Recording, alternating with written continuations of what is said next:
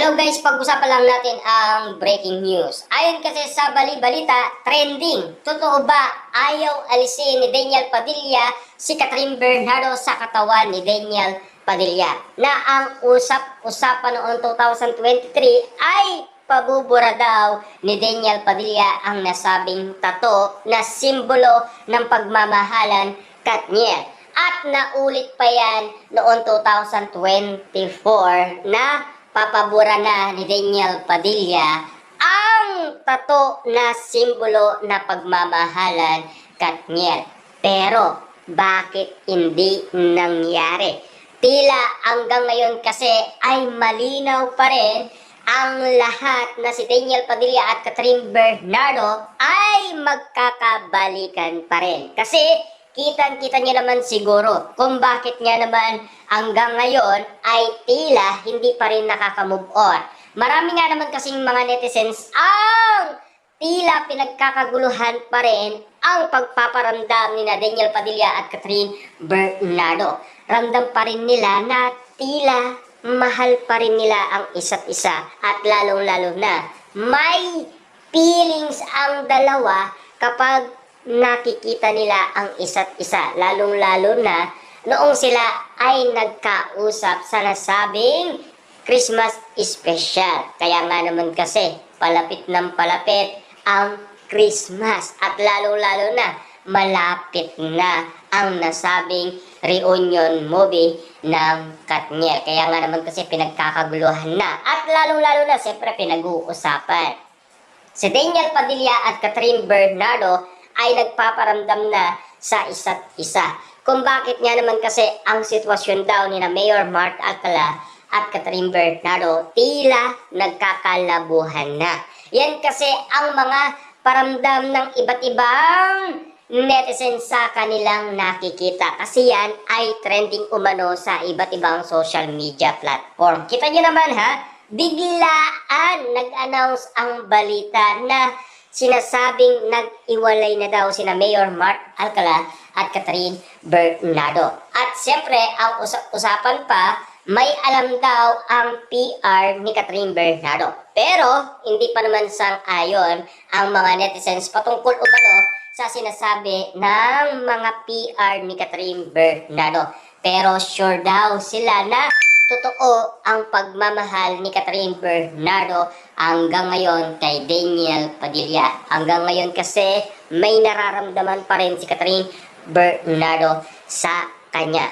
Alam niyo naman siguro ha, ang isang lalaki kasi kapag napaka-importante ng kanyang minamahal, lalong-lalo na kasi pipilitin niyang magbago at lalong-lalo na lahat ng gusto niya ibibigay nito at ipaparanas ng isang lalaki tulad na lamang ng kagustuhan ng pamilyang Bernardo kay Daniel Padilla na tinutupad naman ngayon ni Daniel Padilla para ipakita na karapat-dapat si Daniel Padilla kay Catherine Bernardo. Nais niyang patunayan ni Daniel Padilla na hindi na siya tulad ng dati. Nagbago na si Daniel Padilla. Kung alam nyo lang ha, madalang na lang si Daniel Padilla ang nakikita natin na nakikibanding sa kanyang mga barkada. Hindi tulad noon na siya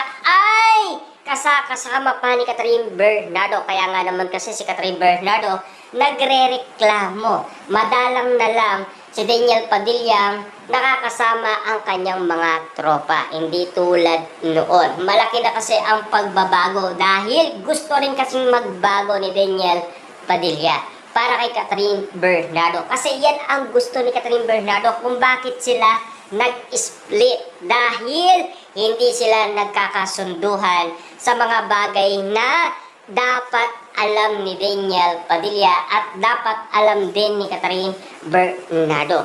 Kasi may desisyon sila na lagi nilang pinag-aawayan. Na alam nyo naman siguro sa relasyon kung bakit nagiging matatag ang pagiging magjowa ng dalawa dahil parehas silang nagkakasundo. Kaya sila tumatagal. Kaso nga lang, pilit lumalaban si Catherine Bernardo at inaayaan lang si Daniel Padilla. Yan kasi ang paglilinaw noon sa atin ni Catherine Bernardo noong sila ay nagkaiwalay ni Daniel Padilla. Pero ngayon, nililinaw na sa atin ni Daniel Padilla na karapat dapat siyang bumalik kay Catherine Bernardo. At karapat dapat naman tanggapin ni Catherine Bernardo si Daniel Padilla. Kita nyo naman ha, ang pinag-uusapan sa social media ngayon, tila si Daniel Padilla ay balak ng maglaylo bilang artista at balak niya na yatang mag-asawa. Yan kasi ang pinag-uusapan. Tila, ganun din naman kasi ang nabalitaan ni Catherine Bernardo. Na alam niyo naman siguro ha, nag-motorcade daw ito sa San Fernando, Pampanga dahil nagpo-promote siya ng kanyang bagong teleserye. Pero nung nabalitaan niya ang kagustuhan ni Daniel Padilla, biglang umalis daw ito at tila ang usap-usapan daw umuwi. Pero ang hindi nila alam, nag-uusap palang palihim sina Catherine Bernardo at Daniel Padilla. Hindi nila alam kung ano ang balak ni Catherine Bernardo, kung bakit siya naglalaylo. Nauna kasi si Daniel Padilla at sumabay naman itong si Catherine Bernardo. Kaya nga naman sila tinatawag na Katniel couple. Kasi parehas ang kanilang kagustuhan. Kapag umalis ang isa, aalis din ang isa. Kita nyo naman ha? Kapag umalis daw ang isa, aalis din daw yung isa. Hindi naman sinabi na si Kyla Estrada ay naglalaylo kasama ni Daniel Padilla. Hindi ganun eh.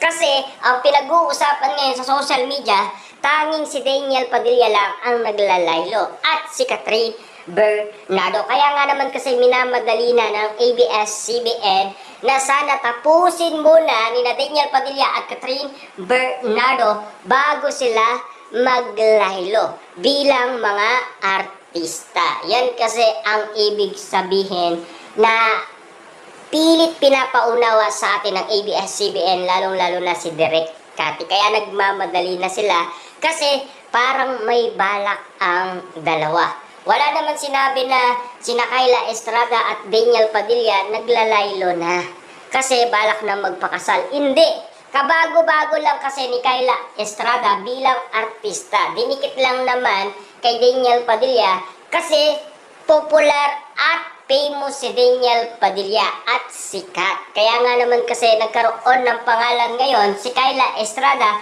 nang dahil sa pilit pinag-uusapan sila Daniel Padilla at Kyla Estrada. Yan kasi ang mga paulit-ulit na sinasabi umano ng mga social media na mga tambay dahil alam nila ang tunay na nangyayari. Kumakapit pa rin sila sa kanilang paniniwala na talagang magkakabalikan sila Daniel Padilla at Catherine Bernardo. Tulad din naman ng sinasabi umano ng mga prediksyon na ulat, di ba?